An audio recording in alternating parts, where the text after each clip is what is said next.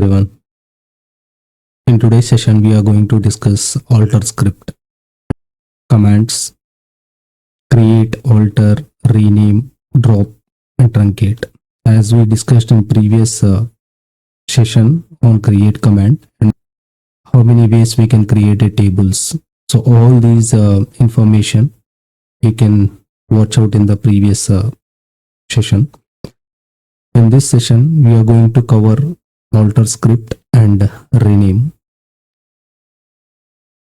This is a syntax for alter script: alter table, table name, class, column name, data type. We have a different class types. Add, if we want to add any column, we can use it. Alter or modify, if you want to modify the column name, or if you want to modify the data type, or if you want to modify any of inbuilt column data types, so we can do that. Rename is used to rename the table, or we can rename the column, any table. Finally, we have a drop. Using a drop class, we can drop a column. Without wasting any further time, let's jump into the PG admin.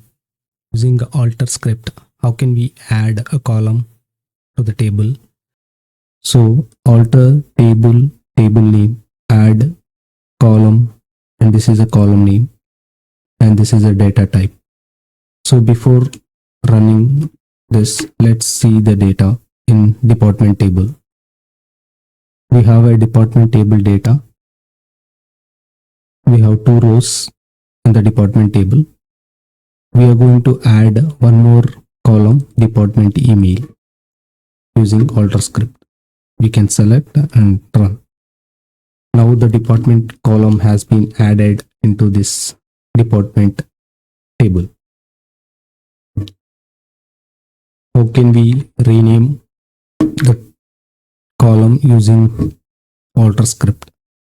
So renaming a column with the alter script is alter table, table name, rename column, column name to new column name. So department email column we can modify with the department email new column. So we can run this. PostgreSQL, the column information, table information, schema information, everything will be stored in the information schema.columns in PostgreSQL. In other RDBMS databases like Oracle, it will be storing in the DB_objects, all_objects. And also, if we want to see any column details in the table, then we can see in information schema.tables, information.schema.columns. So right now we have modified renamed the column from department email to department email underscore new. So we can see is it modified or not. So this is a department table, and this is a table schema, and this is a database, and these are the columns which are available in this department. So now the department email has been renamed with the department email new. So we can see a data types also. Now we are going to modify the existing column data type. So right now department email new column data type is varchar. So we are going to modify with the text. So how can we alter that? Alter table, table name, alter column, department email new, set data type equal to as text. So we can modify with any of the data type. Here in some of the RDBMS like Oracle, MySQL, instead of alter, we can go with the modify string. So alter and modify will be same, but alter will be supported in PostgreSQL.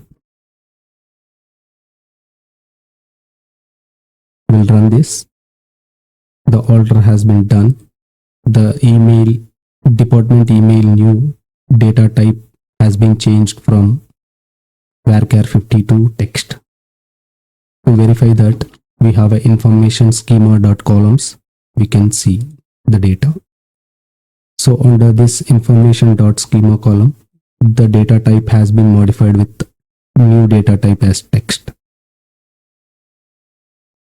So sometimes we can set the column values with the default values using alter script. Alter table name, alter table name, alter column department. So usually in the department table, the data has been updated with the null values. If you want to set while inserting the data into this department email new with the default value, we have to run this alter table name, alter column name, set default as a email ID. So it has been updated. When we are trying to insert a new record, here we can able to see department ID, department name and location. We are not passing any value to this department email new column.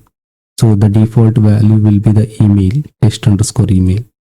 We can validate by running this script. Now the third row has been updated with the default value. We can drop a column using the alter script. Dropping a column is alter table name, drop column name. So we are going to drop department email new column. For that, the script is this. Execute the script. To validate, we can run information schema dot columns table. Now we can see only 3 columns. This department email new column has been dropped from the table. We can rename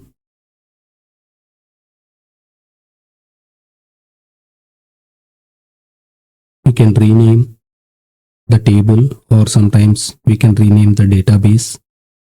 So renaming can be done using the alter script in PostgreSQL. In some of the databases like Oracle, MySQL, we can directly use a rename script without using alter. But in PostgreSQL, we are going to use alter command as to rename the tables. To rename the department table to department new, we can run this alter table department rename to department new. So to validate this, we are going to see the table filter condition with the department new. Select star from information schema dot columns where table name equal to department new. Now you can see table has been updated with the department earlier. Now the renamed with department underscore new. We can similarly alter the database HR underscore DB. We already have seen HR underscore DB as a database. So using alter command, we can rename the database as well. But make sure the database should not be connected or any other application should not be running in this database. Now the database has been renamed. To validate this, we can just refresh. It's updated with HRDB underscore new.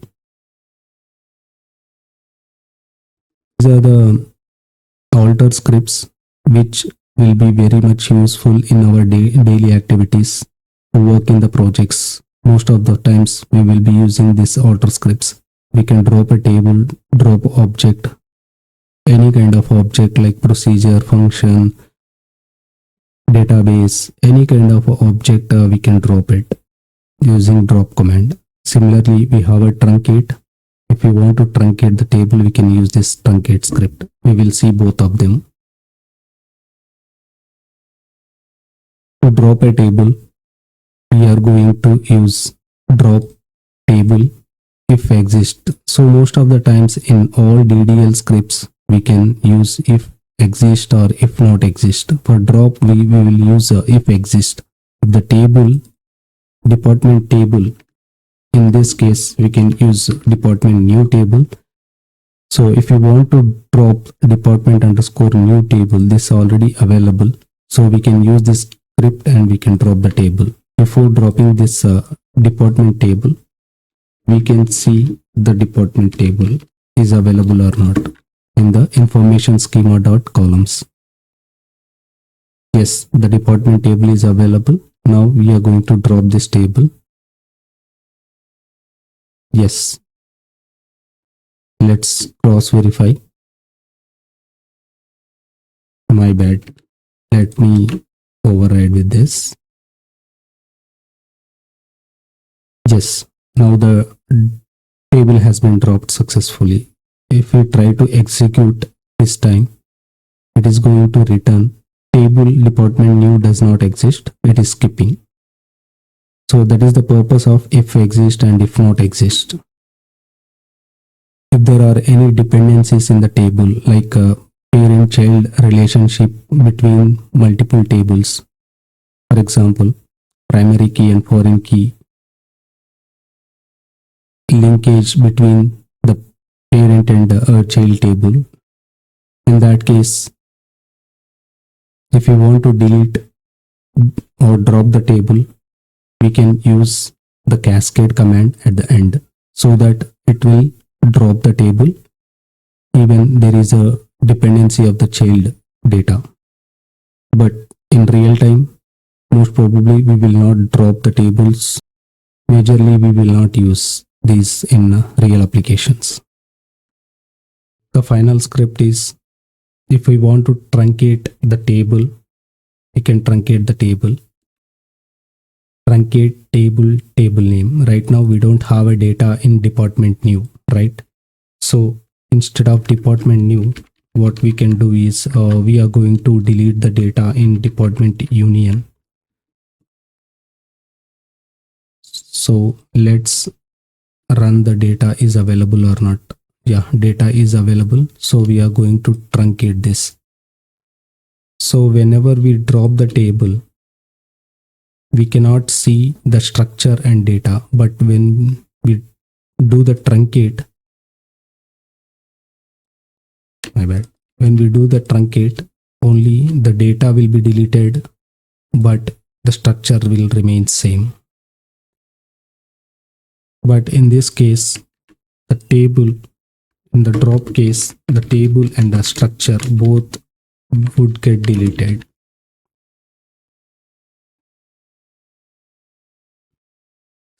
See, the table does not exist now. These are the DDL commands which we covered and we are good with this. Please let us know your inputs to do more videos, and please like, share and subscribe my videos. Thank you.